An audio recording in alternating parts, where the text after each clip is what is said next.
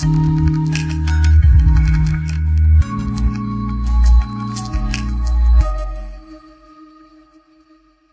kasih kepada host saudara Daniel Mawardi, kalau tidak salah ya, betul ya?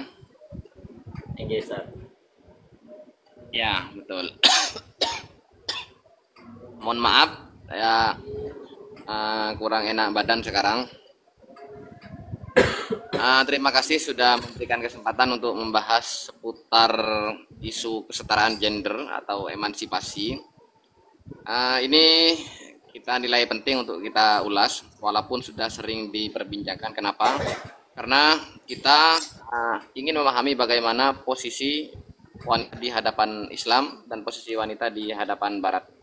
Dengan mengerti bagaimana Barat dan Islam menilai wanita, maka di situ akan timbul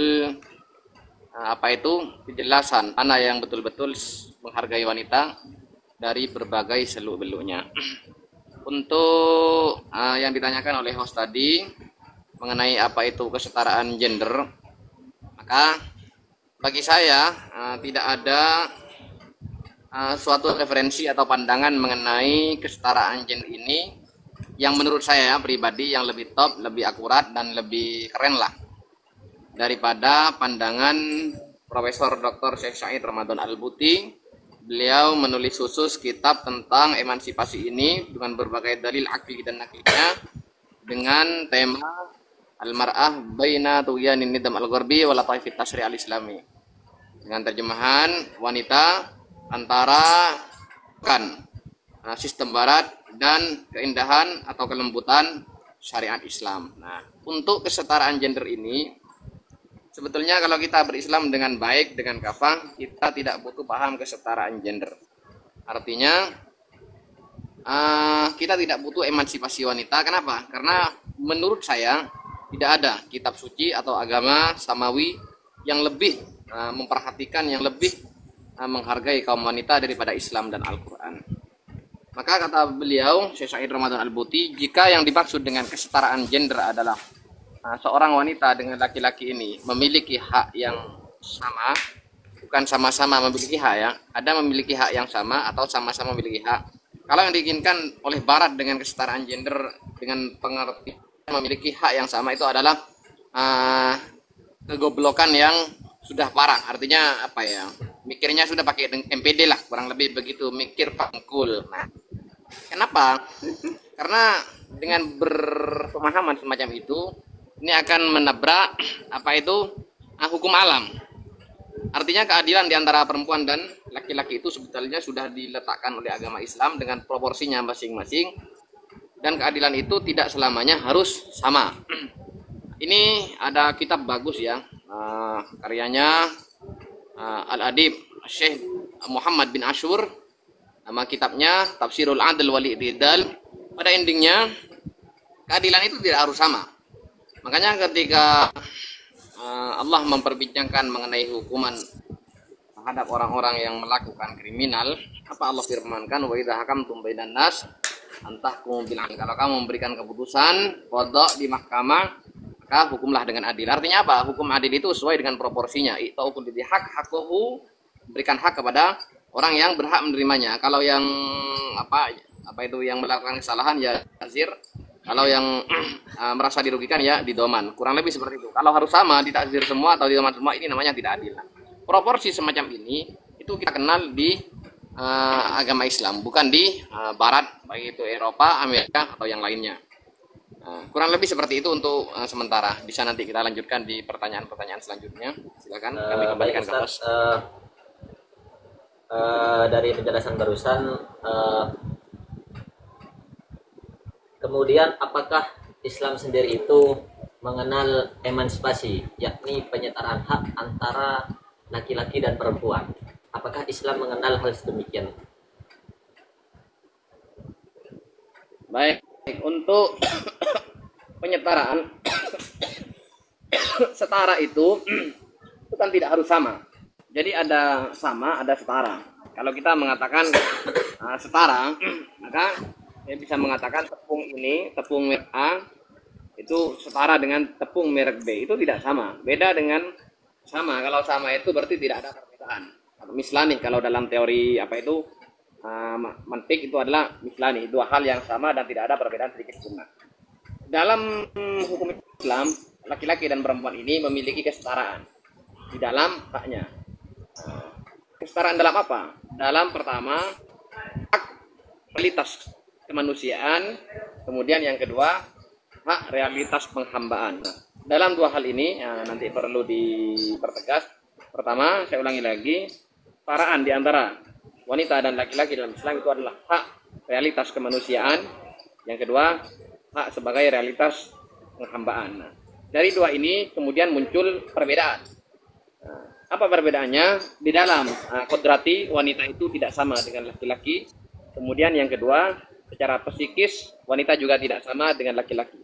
Oleh karenanya, keduanya ini memiliki perbedaan, baik secara kodrati dan psikis, maka hak dan kewajibannya juga berbeda. Walaupun sama-sama punya hak, tapi haknya tidak sama. Nah, untuk apa itu terkait sebagai hak penghambaan misalnya, kita bisa menemukan hal itu dalam firman Allah. Allah berfirman, "Fastajaba lahum" dalam surat Ali Imran kalau tidak salah. "Fastajaba lahum rabbuhum anni la'udhi'u 'amala 'amilin minkum min dzakarin aw unsa." Biasanya Allah itu kalau menyebutkan terkait suatu kewajiban, itu wanita tidak disebut. Seperti Allah mau mewajibkan puasa. Kutiba alaikumusiyam kama kutiba alal min qablikum. Dhamirnya pakai kum. Kenapa? Karena si wanita include. Kemudian aqimus sholata. Apakah wanita tidak wajib sholat? Ya wajib juga karena include. Nah, untuk kemudian dalam realitas penghambaan ini, untuk kemudian realitas ketakwaan juga, wanita Allah secara mantuk, artinya secara tulis. Ini katanya Allah, la'udhi'u 'amala 'amilin minkum min dzakarin aw unsa. Dalam ayat lain surat An-Nisa Allah berfirman, "Wa may ya'mal minas sholihati min dzakarin aw unsa wa huwa mu'min fa ulaika yadkhulunal jannah." Juga dalam surat An-Nahl Allah juga menyampaikan, "Man 'amila sholihan min dzakarin aw unsa wa huwa mu'minun falanuhyiyannahu hayatan." Dan masih banyak dalil-dalil lain yang di situ secara realitas penghambaan tidak ada pembedaan antara laki-laki dan perempuan. Itu kesetaraan gender antara laki-laki dan perempuan. Nah, untuk kemudian apa itu kita memahami subuhat yang seperti dibuka tadi oleh host yang terhormat, subuhat yang didengungkan oleh Barat. Mengenai subuhat itu nanti kita akan diskusikan bersama secara apa itu global saja. Tentunya orang yang memiliki subuhat tentang kesetaraan gender itu bisa jadi pertama dia benci kepada Islam, yang kedua dia tidak paham Islam secara menyeluruh, kemudian yang ketiga dia aslinya gabut-gabut, tidak ada acara itu, low on lah, kurang lebih seperti itu. Baik ya. Baik Ustadz, ini kan sempat disinggung barusan, secara kesimpulan paham kesetaraan gender ini kan salah satu subhat pemikiran liberal. Kemudian untuk asal usul atau kronologi munculnya paham ini itu bagaimana Ustaz? Sejarah munculnya paham kesetaraan gender.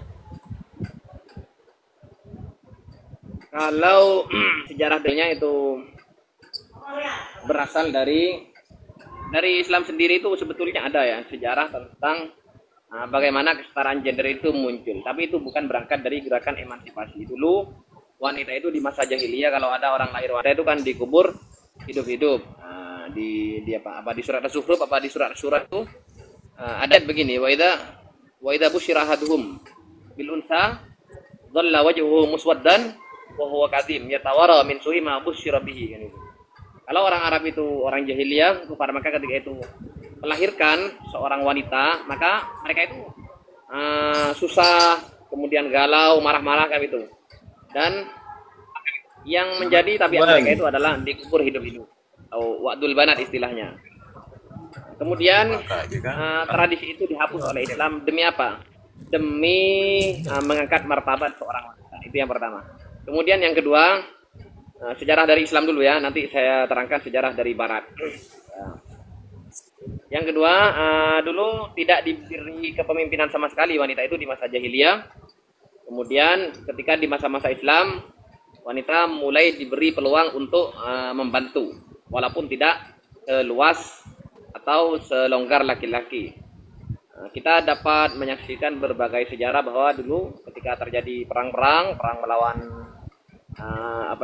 Romawi Persia itu, para sahabiah itu hadir untuk apa? Untuk membantu kalangan mujahid sebagai seksi konsumsi dan juga sebagai klinik ketika terjadi korban-korban yang terluka. Nah, kenapa kok perannya sebagai pembantu saja? Nah, kalau wanita berperang nanti wanitanya yang luka kan, siapa yang mau mengobati? Kemudian dan lagi kalau ada yang kelaparan kemudian pindah sandraan, itu kan butuh konsumsi. Nah, kalau semuanya ngurusi konsumsi nggak jadi perang, kalau semuanya perang nggak ada yang jadi konsumsi. Artinya mulai ketika Islam itu muncul sebagai agama, martabat wanita mulai terangkat. Itu bukan dari gerakan emansipasi, tapi murni dari Taifut Tasyri' Ar-Rabbani, kelembutan syariat Islam yang maha kuasa. Ya. Syariat Allah yang maha kuasa. Kemudian kenapa muncul gerakan emansipasi ini? Nah, ini sebetulnya dari wanita-wanita yang tertindas di Barat, di Eropa, di Amerika, tertindas, baik itu tertindas dari kalangan laki-laki secara umum. Bahasa tertindas di sini maksudnya adalah diperlakukan secara tidak manusiawi, diperlakukan secara hayawani, banyak diperkosa di mana-mana, kemudian dijadikan seperti barang dagangan kalau sudah puas dibiarkan kan begitu kan. Dan juga menjadi korban penindasan dari tokoh agama mereka, yaitu Kristen atau Katolik oleh Paus kan begitu. Mereka ditindas mengatasnamakan agama. Nah, karena mereka itu berasal dari masa kelam seperti itu, penindasan yang mana doktrin agama mereka itu sudah tidak memiliki spirit untuk mengangkat harkat atau martabat wanita. Muncul dari mereka gerakan besar-besaran. Itu gerakan besarnya itu emansipasi, ada 3 ronde atau 3 gelombang. Untuk apa? Untuk memperjuangkan hak-hak kewanitaan. Nah, artinya apa? Mereka itu sebetulnya menginginkan memiliki posisi yang setidaknya lah, walaupun tidak sama dengan laki-laki, mereka tidak tertindas kan gitu. Oleh karena itu dapat kita pahami bahwa gerakan kesetaraan gender atau emansipasi wanita itu muncul dari penindasan mengatasnamakan agama dan penindasan dari kaum lelaki secara umum yang tidak beragama terhadap seorang wanita secara umum. Itu adalah sejarah kelamnya, dan sejarah itu tidak bisa dijadikan sebagai alasan untuk kemudian memberikan kebebasan secara total kepada wanita. Nah, dari pemahaman ini dapat kita pahami bagaimana Islam mengangkat martabat wanita tanpa gerakan emansipasi, langsung diangkat derajatnya oleh Islam, dan bagaimana agama selain Islam mengatasnamakan agama oleh tokoh-tokoh agamawan mereka yang menindas perempuan. Nah, dari sini sudah jelas mana kesetaraan gender yang betul-betul mengandung hikmah, dan juga mana kesetaraan gender yang berawal dari pemberontakan. Kurang lebih sejarahnya secara singkat seperti itu. Nanti kalau diterangkan secara detail, ini lama juga karena itu berangsur-angsur mulai dari abad pertengahan sampai ke abad 18, sampai ke awal 19, sampai 10 tahun terakhir ini. Kurang lebih seperti itu. Yes. Kemudian dari penjelasan barusan, berarti paham kesetaraan gender ini karena munculnya dari Barat, yakni dari kalangan feminis yang merasa terdiskriminasi karena diperlakukan secara hewani oleh orang-orang gereja, maka tidak relevan jika digaungkan dan untuk merubah hukum-hukum di agama Islam sendiri gitu. Kemudian dari paham kesetaraan gender ini, pastikan di sana ada hukum-hukum Islam yang selalu ditabrak, yang selalu ingin dirubah. Ini paham kesetaraan gender ini menabrak hukum apa sajakah dalam Islam, dalam artian ada kan hukum-hukum yang sekilas itu mendiskriminasi wanita. Itu apa saja kiranya yang biasa ditabrak oleh para kaum liberalis? Baik, terima kasih. Ini pertanyaan yang berbobot. Untuk yang menjadi tren isu di gerakan feminisme ini, biasanya betulnya banyak, tapi ujung-ujungnya kepada tiga hal. Yang pertama, gerakan penolakan poligami. Kemudian yang kedua, ketimpangan dalam pembagian warisan. Kemudian yang ketiga, hak-hak kebebasan yang tidak sama antara laki-laki dan perempuan, baik itu hak keluar rumah, hak bekerja, hak berpolitik, hak mencari ilmu, dan hak-hak lainnya. Jadi tiga itu yang menjadi sebetulnya akar dari penolakan kaum feminis terhadap aturan gender dalam hukum Islam yang sudah final. Untuk apa itu poligami itu sendiri, di dalam Islam itu tidak sama dengan bagaimana kita memahami relasi antara laki-laki dan perempuan seperti yang ada di Barat. Maksudnya saya begini, di Barat itu pernikahan memang ada, tapi pernikahan di Barat itu sudah setengah tergantikan dengan pertemanan yang pertemanan itu berujung-ujung nanti suka sama suka, terjadi hubungan badan yang akhir-akhirnya itu menjadi tren.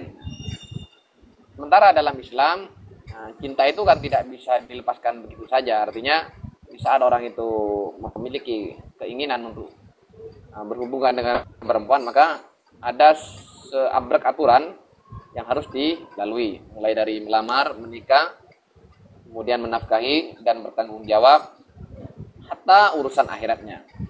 Bahkan di sini dari saking bagaimana Islam itu menjaga martabat wanita, laki-laki yang membiarkan wanita itu berbuat tidak senonoh dengan orang lain, maka walaupun suaminya tidak berbuat secara langsung, dia diancam sebagai dayus. Dayus itu alladzi la yaghiru ala ahli, orang yang tidak memiliki kecemburuan terhadap istrinya.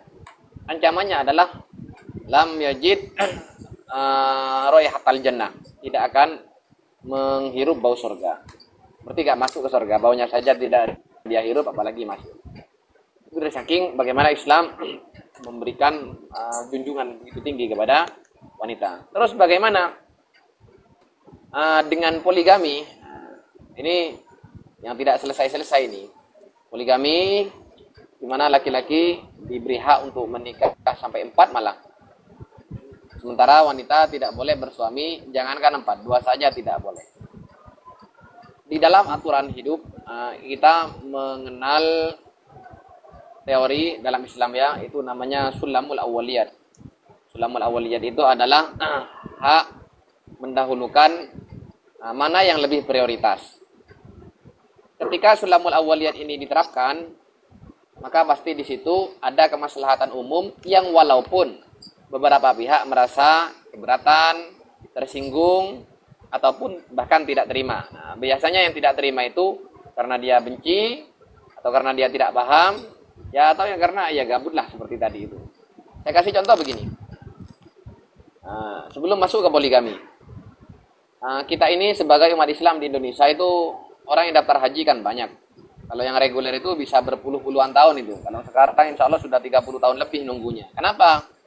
Karena yang kaya atau dengan jurus COD-nya ya, cari orang dalam kan gitu kan, dia bisa berhaji berkali-kali, sehingga yang uangnya nipis-nipis atau menengah ke bawah itu ngantrinya sampai 30 atau 40 tahun. Kemudian muncul konun atau muncul aturan dari Kemenak misalnya atau dari DPR. Apa konunnya? Orang yang sudah berhaji maka dia tidak boleh berhaji lagi. Ini kan ada maslahat ammah. Maslahatnya biar tidak terlalu numpuk bagi orang yang belum haji. Nah, orang yang belum haji kan bahagia. Kenapa? Karena dia ngantrinya tidak lama, ya paling lah ngantri 4 tahun, 5 tahun gitu. Orang yang pernah haji, dia keberatan. Kenapa? Karena ya seperti itu, korban dari sulamul awaliyat tadi. Di mana di situ ada masalah ammah, pasti ada orang yang merasa tersakiti atau terganggu. Begitu juga dalam masalah poligami. Dalam aturan Islam, nanti saya akan terangkan bagaimana hebatnya syariat Islam ini dan begitu bobroknya aturan di Barat. Dalam syariat Islam kita mengenal sulamul awaliyat bahwa pernikahan itu suci, robitoh, suatu ikatan yang begitu mulia. Apa tujuannya? Tujuan paling inti adalah hibdun nasl atau memberlangsungkan spesies manusia. Karena kalau tidak nikah manusia ini kan tidak berkembang. Jangankan manusia, hewan saja, hewan selain manusia itu kalau tidak berhubungan kan tidak bisa berkembang biak. Karena manusia ini bukan hewan, walaupun secara mantek hewan natik ya, bukan hewan-hewan ghairun natik, maka ada aturan yang diikat, yaitu harus menikah. Dengan demikian, untuk kemudian memahami sulamul awaliyat dalam pernikahan, itu ada hibdun nasl, yaitu laki-laki boleh mengawini perempuan. Ketika laki-laki itu menginginkan perempuan lain, maka boleh dia kawin lagi dengan perempuan lain dengan catatan-catatan dan syarat-syarat yang memberatkan. Ya, termasuk harus adil, kemudian nafkahnya juga harus adil, walaupun jinanya tidak bisa diadilkan. Wasamnya, mabitnya, gilirnya harus adil. Dan ancaman dari ketidakadilan bagi orang yang berpoligami itu cukup berat. Yaitu apa? Ja'a yaumal qiyamah wa syikuhu ma'il. Dia di hari kiamat nanti akan jadi orang yang syikuhu ma'il ya. Andaikan layang-layangan itu apa ya istilahnya? Katanya orang Madura itu teleng kan begitu kan, teleng. Tidak, ancamannya seperti itu. Nah, lalu bagaimana dengan kalangan wanita yang diterima kan begitu? Yang tidak terima dengan syariat poligami. Itulah bagian dari orang yang tersinggung atau tidak terima dengan efek sulamul awaliyat tadi. Justru ketika wanita itu diberikan peluang untuk menikah lebih dari satu, nanti akan rusak tatanan alam ini. Di mana rusaknya? Satu, dia akan tidak memperhatikan suami yang pertama. Itu yang pertama jelas. Yang jelas itu akan menjadi konflik. Kemudian yang kedua, khilatun nasab. Nasabnya juga tidak jelas. Sehingga nanti akan berefek pada siapa nanti berani mengaku orang tuanya. Bisa jadi nanti tidak ada yang mengaku kalau anaknya jelek. Oh ini bukan anak saya, itu jelek. Padahal yang bilang begitu jelek juga. Kalau anaknya tampan, sama itu mirip saya wajahnya. Loh itu tangannya mirip gue kan begitu. Nah, akhirnya jadi rebutan. Itu yang kedua. Kemudian yang ketiga, yang jelas itu dihukumi zina. Ini kita tidak berbicara dosa dulu ya. Kalau dosa itu urusan bainahu wa baina rabbih. Tapi secara akal ini sudah amburadul kalau wanita itu diperbolehkan poligami. Masalah wanita itu tidak suka menderita dengan suaminya, itu kan ada solusi. Solusi pertama adalah islah antara suami dengan istri. Kalau tidak bisa islah secara langsung, maka basuh hakamam min ahlihi wa hakamam min ahliha. Bisa pakai juru bicara. Nah, kalau sudah tidak memiliki jalan keluar ya, maka hakim itu, kalau di sini ya mungkin KUA ya, walaupun tidak bisa disebut hakim secara totalitas, itu bisa memberikan keputusan berpisah atau tidak. Itu kalau mau pakai jalur hukum cerai. Nah, kalau mau pakai cara hukum damai, si wanita sudah tidak kerasan, mas, saya sudah tidak cinta lagi dengan sampean, sudah muak kan gitu kan, tapi tidak bisa menjadi suaminya, gue bayar ya, tapi dengan cara kamu lepaskan saya sebagai istrinya. Itu namanya syariat hulu, artinya tidak mengikat, kan begitu kan. Itu yang perlu dipahami. Kemudian mengenai hak telak kan begitu kan. Lagi-lagi ini sepertinya diskriminatif. Hak telak, kenapa sih yang boleh mentelak kok yang suami kok bukan yang istri? Nah, memang yang boleh mentelak itu adalah yang suami. Tapi yang berhak menerima lamaran itu yang istri. Yang melamar itu kan suami, yang ngemis-ngemis kan suami. Kemudian yang menerima adalah istri. Kalau istrinya nanti yang menerima, apalagi istrinya yang mentelak. Nah, nanti kita ini gak ada harganya sebagai orang laki-laki. Artinya dalam satu sisi wanita memiliki posisi tersendiri sebagai penerima penentu dia mau jadi suaminya. Kemudian yang kedua, suami juga memiliki penentu atau hak untuk mempertahankan hubungannya. Itu urusan poligami. Artinya kita tetap kembali kepada poin yang awal, dalam sulamul awaliyat atau skala prioritas pasti ada yang merasa tersinggung. Nah, kalau dibiarkan ketersinggungan itu, maka hukum tatanan alam akan amburadul dan mafsadah yang akan dimunculkan. Itu yang mengenai poligami. Kemudian yang kedua mengenai waris. Untuk mengenai ahli waris ini sebetulnya orang itu kalau pemahamannya tidak sempurna ya, maka akan menyalahkan pertama. Yang kedua, bisa jadi akan tidak mantap. Dalil yang dibuat senjata oleh kalangan liberal atau pro barat, underbo barat itu adalah potongan ayat, itu padahal ayatnya panjang ya. Didzakari mislu hadil unsayain kan gitu kan.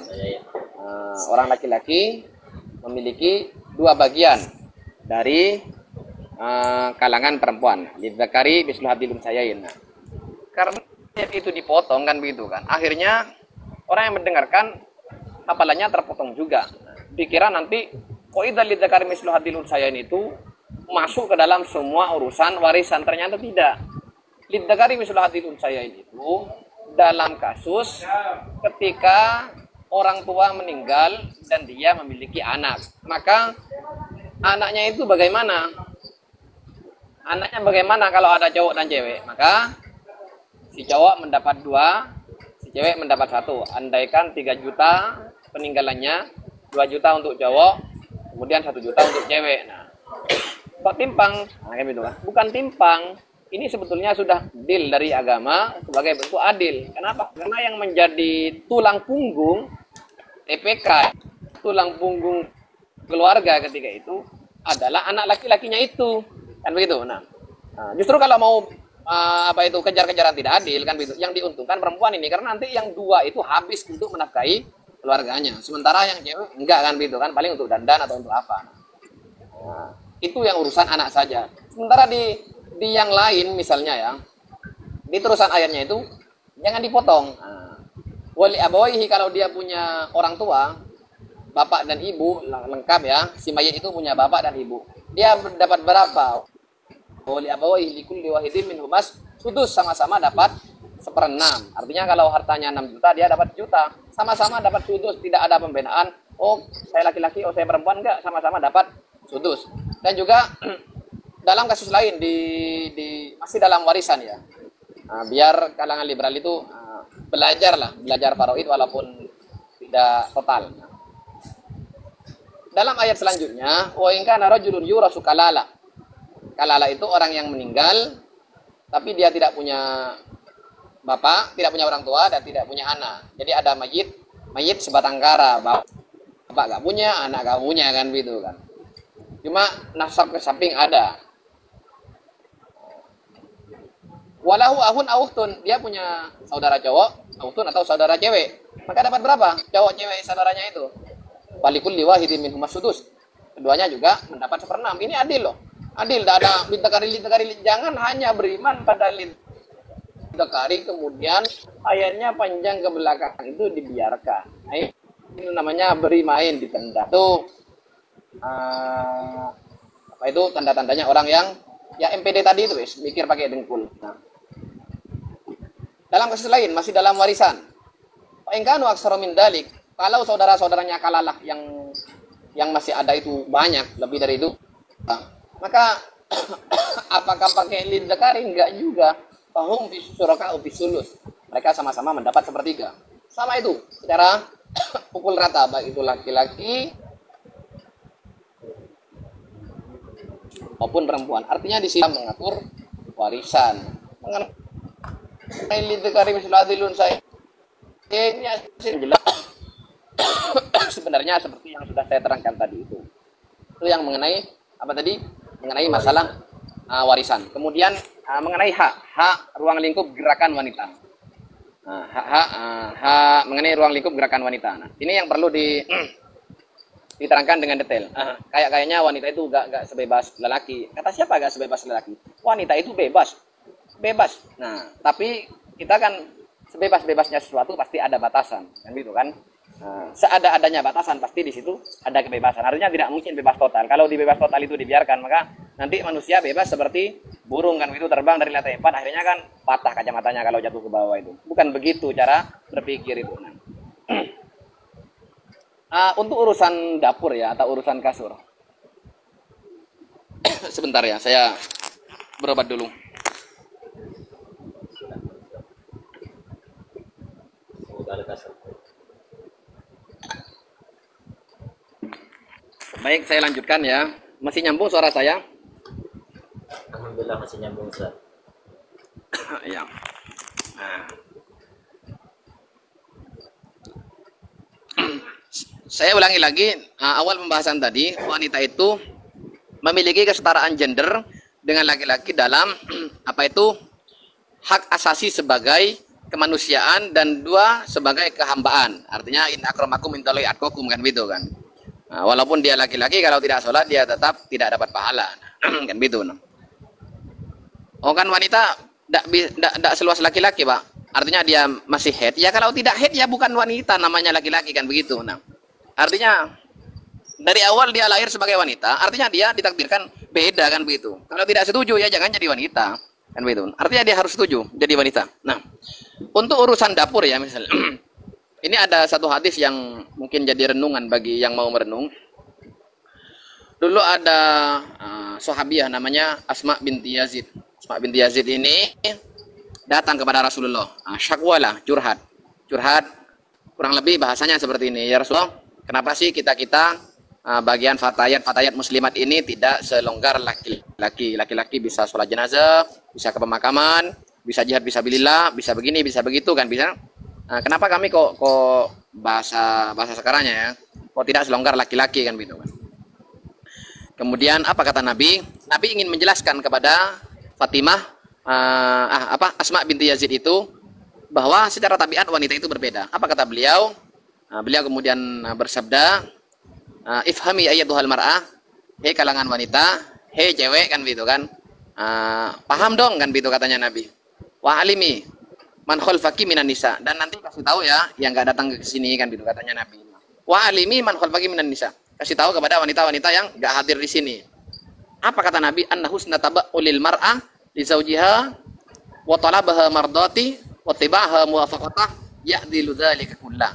Saya ulangi lagi, anna husna taba'ulil mar'ati li zawjiha wa talabaha mardati wa tibaha muwafaqatah ya'dilu dzalika kullah. Bahwa baiknya wanita di dalam memposisikan diri istri itu dan upaya wanita untuk mencari ridho sang suami dan ketaatan wanita untuk mentaati perintah suami, semuanya katanya Nabi ya lidzalika kullu, semuanya itu sama dengan pahalanya jihad, sama dengan pahala-pahala yang dilakukan oleh orang-orang para kalangan laki-laki. Kan enak kan begitu kan, pahala sama tapi kerja beda. Nah kalau begitu, nah dari hadis ini Nabi sepertinya ingin mengingatkan wanita, tabiat kamu itu tidak seperti tabiat laki-laki. Tapi urusan dapat pahala, kamu itu sama kan begitu kan. Malah lebih mudah dapat pahala daripada dapat pahala bagi orang wanita daripada laki-laki. Kalau laki-laki untuk dapat pahala jihad harus ngangkat pedang.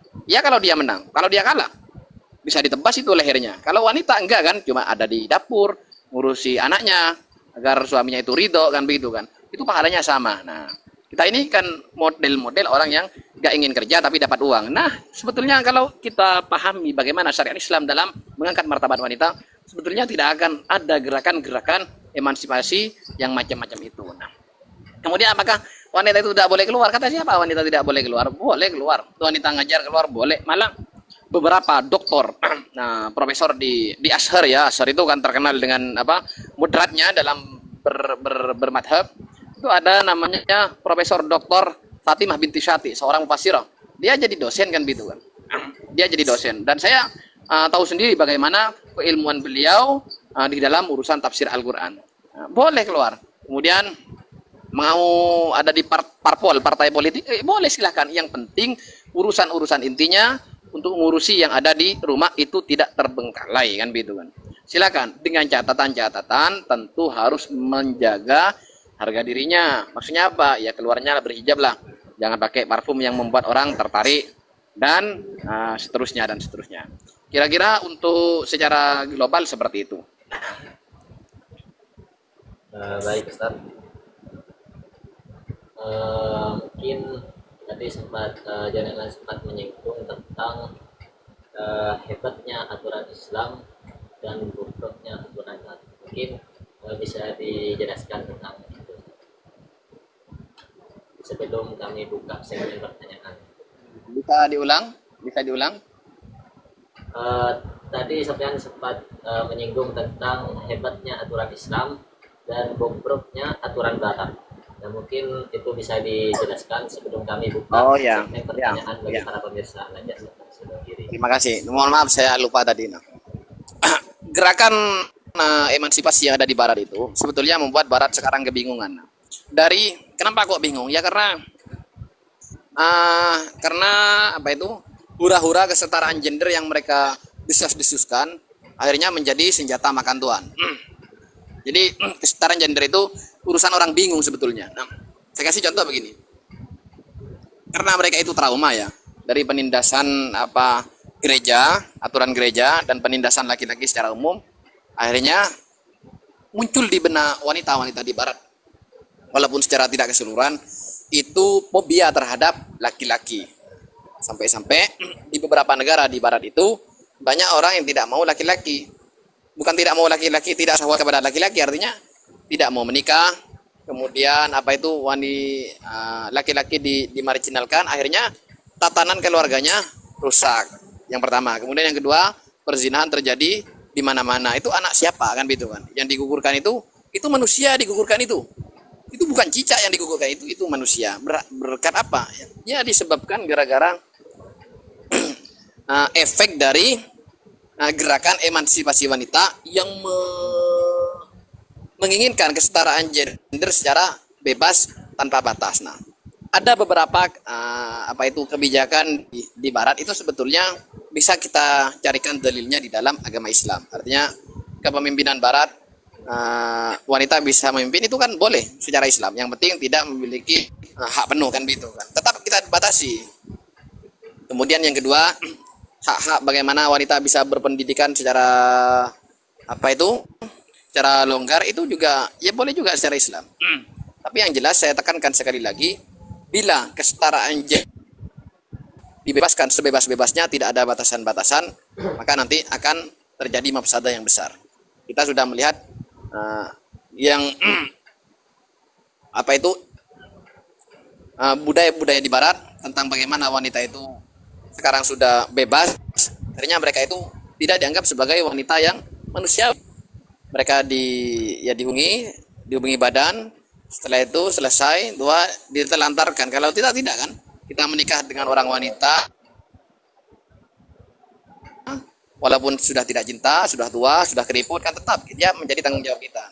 Artinya itulah kehebatan bagaimana Islam memberikan syariatnya dan bagaimana Barat dengan kebobrokan budaya-budayanya. Kurang lebih seperti itu.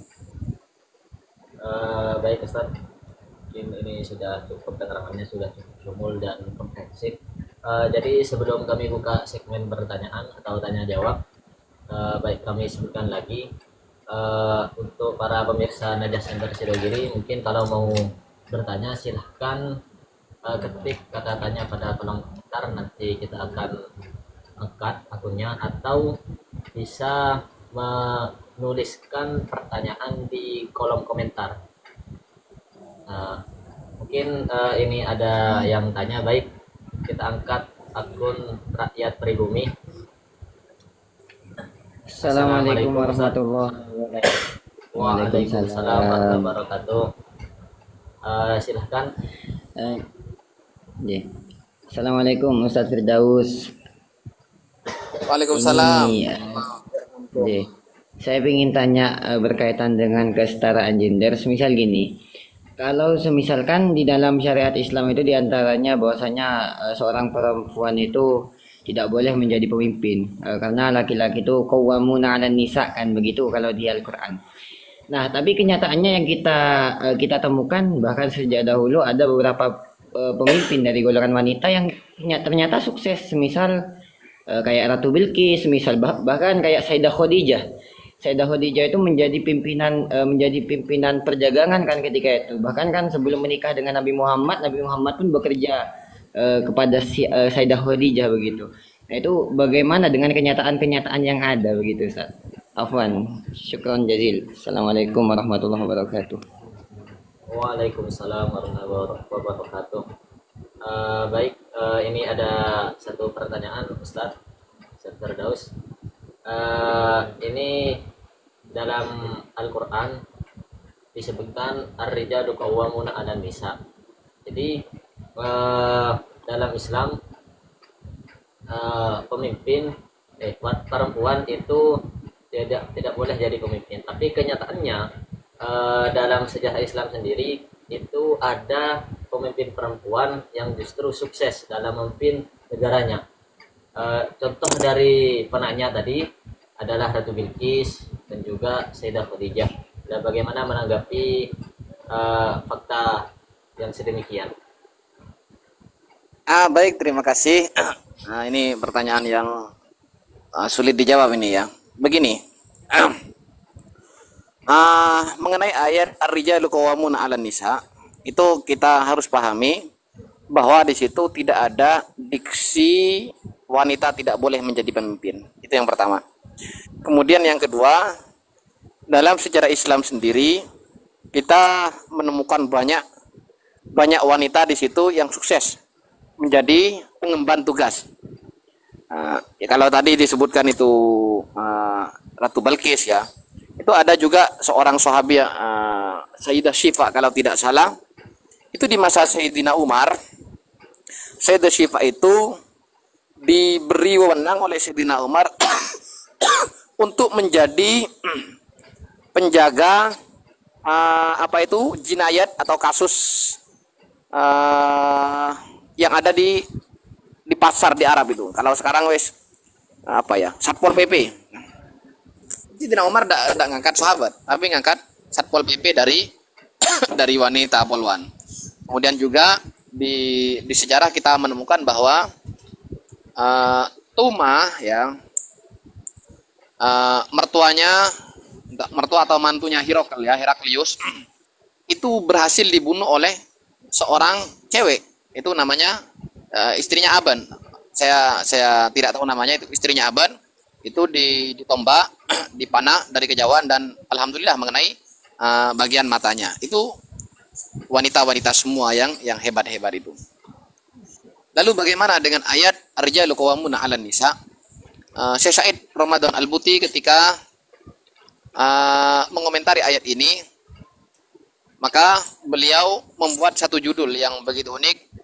Apa yang dimaksud dengan qawamah kan gitu. Yang dimaksud dengan qawamah, ada qawamah, ada riasah. Kalau riasah itu kepemimpinan. Kalau qawamah itu kata beliau, saya jelaskan secara global saja.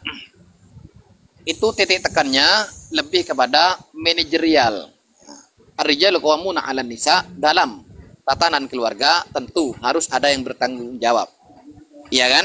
Dalam tatanan keluarga harus ada yang bertanggung jawab. Nah, secara manajerial, kalau tidak ada yang bertanggung jawab, maka keluarga itu tidak akan stabil. Nah, dalam pemahaman ini, Syekh Said Buti kemudian mengutip salah satu hadis yang kurang lebih maknanya, jika salah satu dari kalian melakukan safar atau bepergian, maka satu harus menjadi penanggung jawab.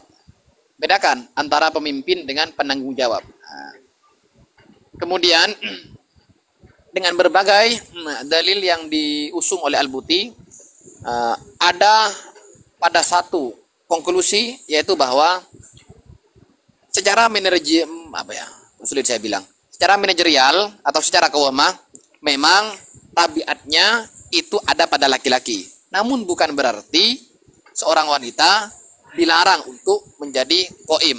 Salah satu contoh misalnya, seorang wanita suaminya sudah lumpuh, anaknya masih kecil-kecil, boleh dia menjadi qaimah, menjadi orang yang menjadi penanggung jawab di keluarga tersebut. Itu dalam skala kecil. Dalam skala besar juga tidak ada larangan bagi seorang wanita untuk masuk sebagai pemimpin parpol, kalau ini pemimpin atau ada di jabatan-jabatan tertentu. Loh, bagaimana Ustaz dengan hadis, kok mengaku Ustaz saya ini ya? Bagaimana dengan hadis la yaflahal qaumu wallau amruhum imra'atan? Itu masih dalam ranah khilafiyat di antara ulama. Di situ di hadis la yaflahal qaumu wallau amruhum imra'atan, tidak akan beruntung seorang kaum bila memasrahkan urusannya kepada wanita. Itu satu kali lagi ulama memahami itu bukan larangan menjadikan seorang wanita sebagai pemimpin. kemudian bahasa tidak akan beruntung itu kan gitu kan, itu tidak bisa dijadikan alasan untuk melarang wanita sebagai pemimpin. Urusan beruntung tidak beruntungnya itu nanti tergantung bagaimana nidom siasi yang digunakannya. Bila nidom siasinya itu sesuai dengan syariat, maka bisa diharapkan berhasil. Wakadzalika aksu, begitu juga sebaliknya. Jadi kurang lebih kesimpulannya, rijalu qawwamuna 'alan nisa itu lebih kepada bagaimana Islam memberikan aturan manajerial di setiap sudut-sudut kehidupan. Kurang lebih begitu. Afwan, berarti wanita boleh jadi pemimpin, Ustaz? Tidak ada larangan. Tidak boleh. Diperbolehkan. Mengenai ada madhab, walau alam saya lupa madhab apa yang melarang, itu urusan furu'iyah. Nah, kalau urusan furu'iyah kita bisa berbeda. Nata'awan fi mattafaqna wa nata'adar fi makhtalafna, yang disampaikan oleh Imam Hasan Al-Banna di saat kita bersentuhan dalam furu'iyah. Oke, mungkin diizinkan dulu Ustaz untuk pertanyaan penanya pertama. Kita lanjut ke penanya selanjutnya, yakni dari akun yang mau tanya sih mati tadi, yang mau nanya ditawarkan semuanya.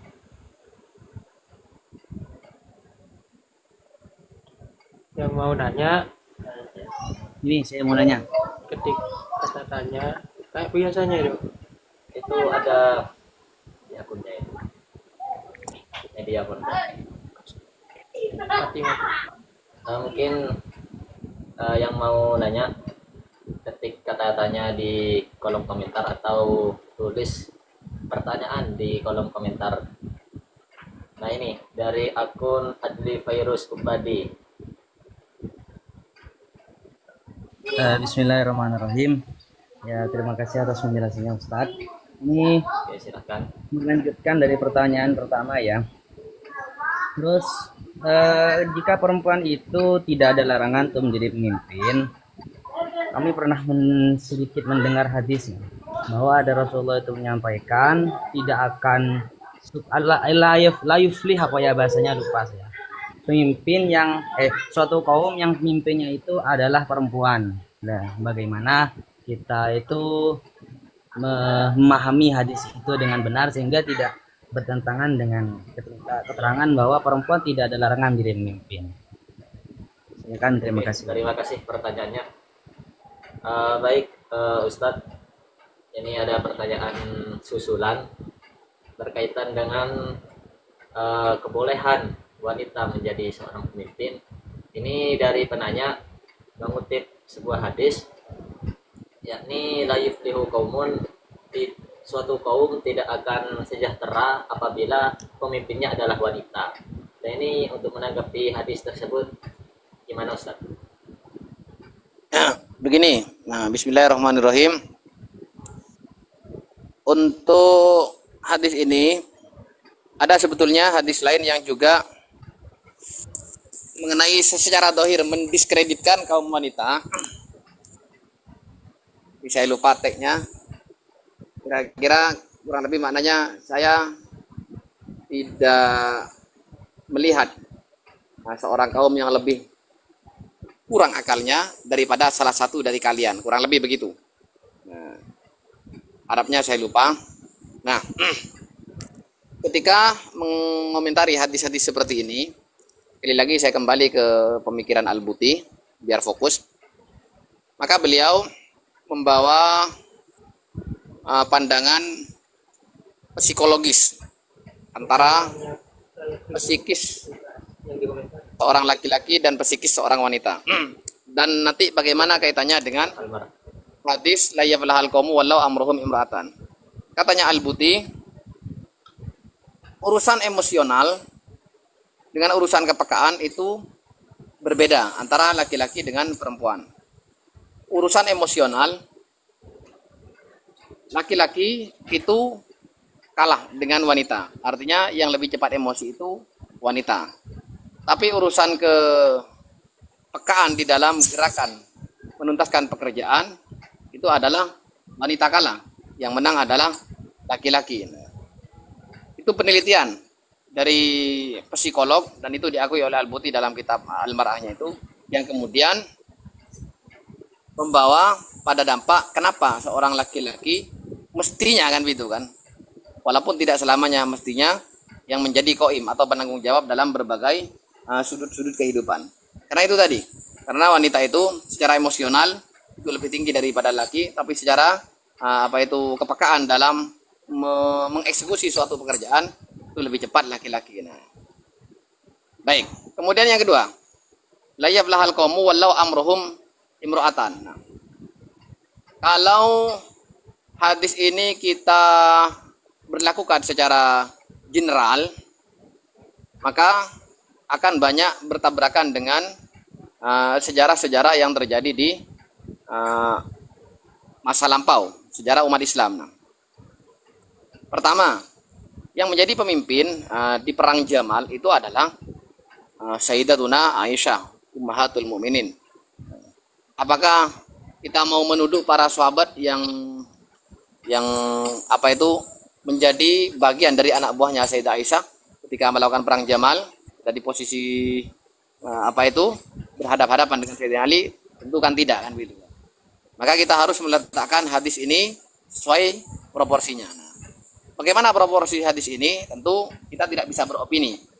Ada salah satu pandangan dari salah satu ulama ahli hadis, Al-Imam Al-Khattabi, ketika mengomentari hadis ini, nanti bisa dicek kalau tidak salah ada di kitab Tufatul Ahwadi. Insyaallah Tufatul Ahwadi ya. Al-Imam Al-Khattabi ketika mengomentari la yaflaha qaumun wallau amruhum imra'atan. Kata Imam Khattabi, innal mar'ata la tali al-imara walal qada wa fihi annaha la tuzawwiju nafsaha wa la talil 'aqda ala ghairiha. Apa maksudnya kata Imam Khattabi?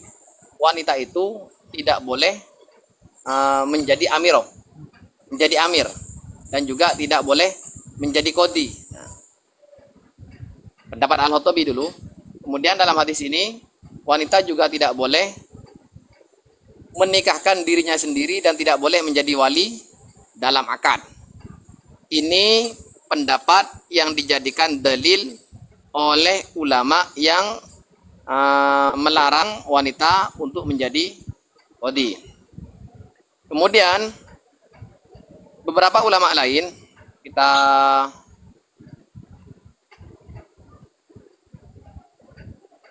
belajar dari sejarah. Dulu ketika Kaisar Romawi ya, itu kehilangan Gus kalau sekarang itu kehilangan calon untuk menjadi panglimanya atau pemimpinnya, mereka memasrahkannya kepada seorang wanita, kalau tidak salah namanya Boran. Nah, itu dalam sejarah juga tercatat bahwa Boran dianggap tidak sukses untuk memimpin kerajaannya, dan akhirnya Rustum pun sebagai perdana menterinya juga tidak sukses. Sekali lagi, ini kepada pendapat yang pro bahwa wanita tidak bisa menjadi pemimpin. Nah, lalu bagaimana pendapat ulama yang memperbolehkan wanita boleh menjadi pemimpin? Nah, untuk ulama yang memperbolehkan wanita menjadi pemimpin, itu betulnya ulama sebelah ya. Tapi di beberapa pendapatnya, kalau benar ya kita tidak bisa menolaknya. Itu yang memperbolehkan wanita menjadi pemimpin adalah Al-Imam Ibnu Taimiyah Al-Harrani, dari pengikut madhab Ahmad bin Hambal. Nah, dan saya tidak sempat mengecek bagaimana kepemimpinan wanita di madhab bin Hambal. Tapi yang jelas, al-afu untuk hadis la yafliha qaumun wala amruhum imra'atani lebih menitik beratkan kepada dilarangnya wanita untuk menjadi pemimpin. Tapi ala kulli hal di situ masih tetap ada khilaf di antara ulama. Kurang lebih seperti itu. Baik Ustadz, ini ada pernyataan baru dari penanya pertama tadi. Katanya dia itu pernah nemu di kitab Al-Buti sendiri, yaitu kitab Al-Mar'ah, itu bahwasanya beliau menghukumi perempuan nggak boleh menjadi pemimpin. Jadi bagaimana tanggapan jenengan? Kalau yang pendapat Al-Buti di kitab Al-Mar'ah ya, Imam Al-Buti itu menulis dua tentang wanita. Pertama, Al-Mar'ah baina tuyanin nidam Al-Ghurbi walau fi Tashri' al-Islami. Kemudian yang kedua, sebentar saya lupa judulnya. Ada dua wanita tentang wanita Al-Buti. Ya Allah. Ila kulli fatatin tu'minu billah. Nah, untuk kepemimpinan wanita sendiri sebetulnya Al-Buti lebih mengikuti pendapat kepada jumhurul ulama yang beliau melarang kepemimpinan seorang wanita. Jadi no problem mengenai beliau ikut pendapat yang memperbolehkan atau tidak. Nah, tapi menurut pendapat yang jumhur itu tetap tidak boleh. Kira-kira tapi tetap tanpa kita harus menafikan hilafnya.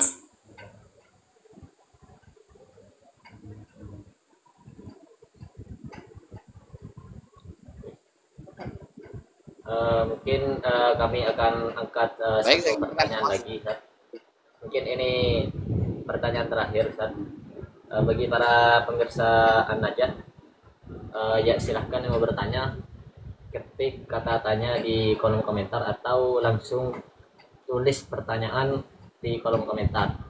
Ini segmen tanya jawab terakhir. Setelah ini adalah saya akan tutup.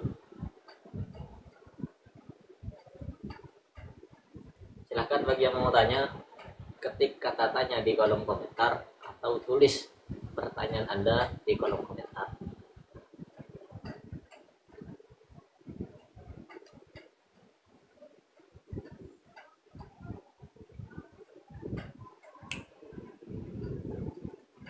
Ini ada pertanyaan, Ustaz, di kolom komentar.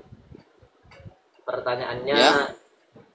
Jika perempuan sangat kuat, apa bisa menyamai laki-laki dalam hal pekerjaan?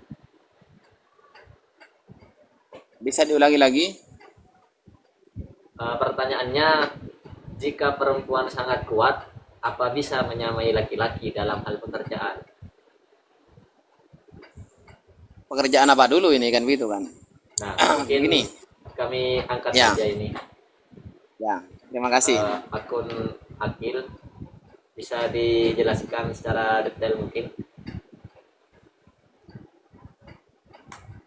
pertanyaan Anda?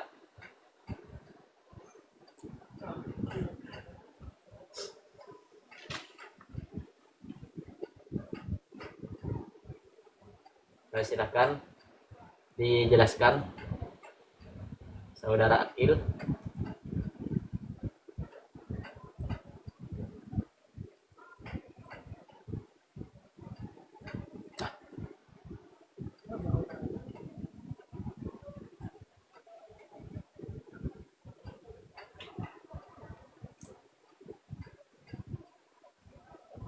Di komentar Bisa selanjutnya diperjelas? itu pekerjaan mencari penghidupan. Diperjelas? Naik aja. Naik.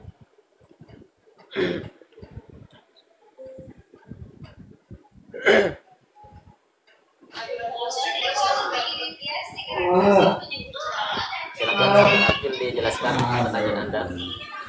Masih mati ya. Ya, ini suaranya ini. Ya, ya. Assalamualaikum warahmatullahi wabarakatuh. Waalaikumsalam warahmatullahi wabarakatuh. Ya, yang ingin kami tanyakan tentang jika memang ada perempuan yang memang punya kekuatan yang setara dengan laki-laki dalam mencari penghidupan, itu apakah bisa menyamai? Ya. Baik, langsung saya jawab ya. Yes, monggo Ustaz. Oke. Pertama begini, untuk masalah pekerjaan, fikih ya, fikih Islam itu memiliki kelonggaran, tidak seketat ketika muasyarah yang biasa. Artinya apa? Di bab muamalah, misalnya kita melihat di situ kelonggaran boleh ada tatap muka antara laki-laki dengan perempuan, selagi dalam konteks bermuamalah dengan berbagai akadnya. Kemudian dalam bab persaksian misalnya itu boleh melihat. Dalam bab kedokteran boleh juga melihat. Artinya silakan wanita itu bekerja apapun, tapi tetap dengan batas-batas tidak melanggar syariat. Maksudnya apa?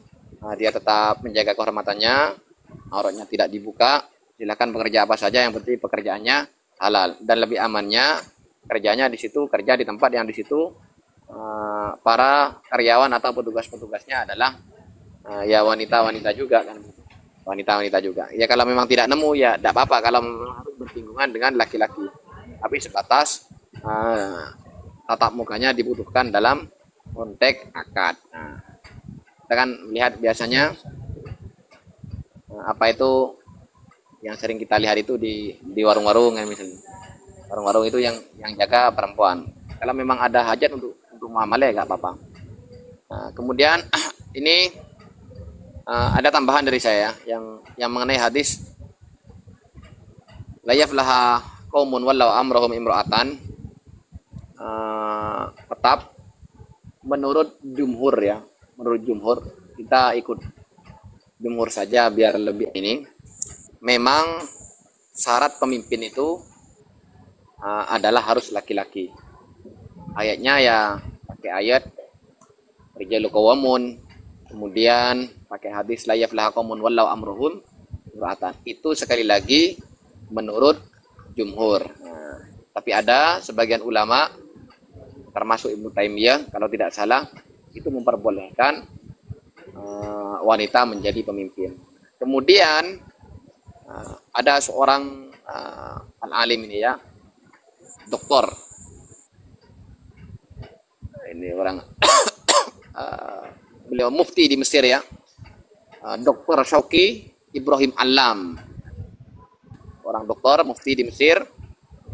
Ketika menanggapi hadis la yufliha qaumun wallau amruhum imra'atan, beliau ditanyakan bagaimana istidlal dilarangnya wanita untuk memiliki posisi-posisi di mahkamah misalnya dengan dalil la yufliha qaumun wallau amruhum imra'atan. Maka kata beliau istidlal itu salah, hadhihi da'wa batilah, kata beliau istidlal itu salah. Wal istidlal bil hadis madkur ghairu sahih, dan tidak tepat.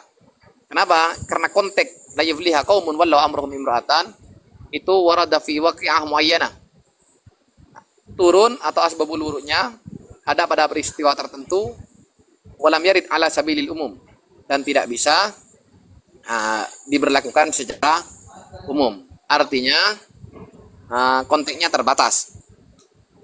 Wa inna ma kana dalilan wa alamatan ala istijabati du'ain nabi ala isra wa mulki, tapi menjadi dalil akan diterimanya doa nabi yang akan membuat kerajaan kaisar itu celaka.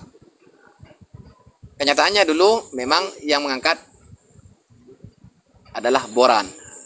Artinya Nabi dalam konteks mengomentari kerajaan Kisra. Fala yastaqimu fil akli hamluhu ala wajhil umum, kata Dr. Syauqi Alam. Secara akal tidak bisa. Ini kita di sini berlakukan secara umum. Wala yu'addu ihbaran amman minhu sallallahu alaihi wasallam, dan tidak bisa diberlakukan khabar umum bi anna kulla qaumin yuwalluna imra'atan annahum la yuflihun, bahwa setiap kaum yang mengangkat perempuan sebagai pemimpin la yuflihun itu mereka tidak akan beruntung. Tidak selamanya seperti itu. Tidak selamanya seperti itu. Wa illa, kalau memang selamanya harus seperti itu, harus tidak beruntung, lakana dzalika mukhalifan fi ba'dil ahyan lil waqi', maka akan bertentangan dengan berbagai realitas yang kita lihat. Kurang lebih seperti itu. Saya kembalikan kepada host ya. Oke, terima kasih atas jawabannya Ustaz. Mungkin sebelum kami tutup, mungkin ada pesan-pesan dari jenengan Ustaz tentang tema ini untuk para pengaji akidah Ahlussunnah wal Jamaah. Terima kasih. Untuk closing statement ya. kalau untuk laki-laki barangkali tidak begitu perlu. Khususnya untuk kalangan wanita itu jangan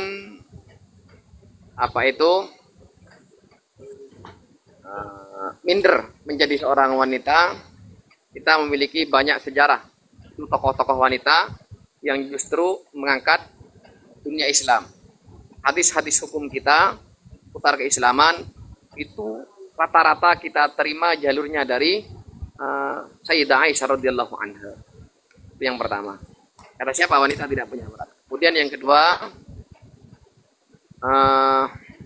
rata-rata ulama-ulama kita itu Imam Syafi'i, kemudian Imam Ahmad bin Hambal, Syekh Zakaria Al-Ansori, dan masih banyak ulama-ulama yang lain. Itu Imam Syafi'i itu yatim, juga Imam Ghazali itu yatim. Syekh Abdul Qadir Al-Jailani itu ditawat oleh ibunya. Mereka itu sukses berkat didikan seorang wanita, bukan ayahnya, tapi seorang wanita. Sekali lagi seorang wanita. Artinya jangan minder menjadi wanita. Kemudian hari ini kita mengenal Profesor Dr. Syekh Hasan Hittu. Dia orang ulama dari Suriah. Beliau punya putri wanita, sampai sekarang tidak bocor. Fotonya tidak bocor, tapi karya-karyanya berhasil terbit di percetakan internasional Darul Minhaj. Sekali lagi, wanita. Kita di negara kita ada Syarifah Al-Ustadzah Halimah Lidrus. Dakwahnya menyentuh kalangan wanita dan laki-laki, tapi beliau tampil di belakang layar. Artinya orang hebat itu tidak harus ada di depan. Seringkali banyak hal-hal yang tampak luar biasa, tapi di belakang layar ada yang mendukungnya. Dan mereka adalah kalangan wanita. Terima kasih.